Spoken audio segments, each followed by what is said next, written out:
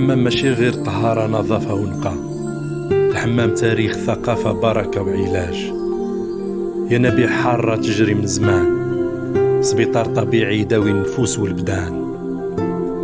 الحمامات معتقدات وأسرار، الناس تقصدها من بكري باش ترتاح، والطبا ينصحوا بيها، هدية ورحمة من عند الإله.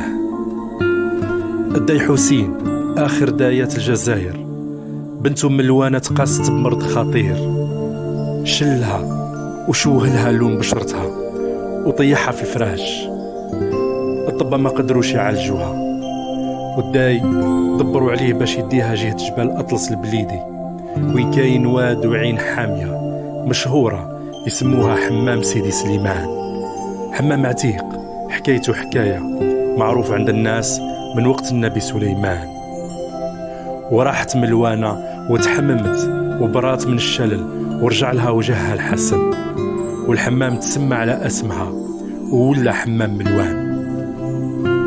الداي قرر يكرم هذه العين العتيقة، عوينة البركة، وبنى فيها سهريج العروس، وبنى عليها قبة النبي سليمان.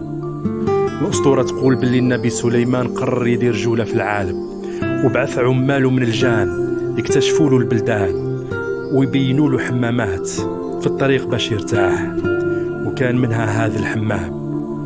وبالحكمة ديالو دا معاه في هذه الرحلة جان صمة بكمة وعميان باش ما تعرفش سر الحمام، ومات النبي سليمان ومات سره معاه.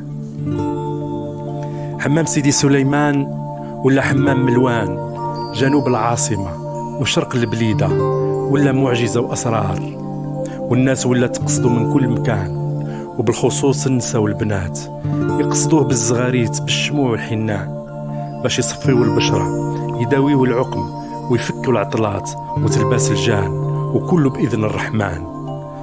حمام ملوان مقصود بزاف من العاصميين، يعالج البشرة، المفاصل والعظام. الماء ديالو فيه كبريت، كلور وصوديوم وأملاح.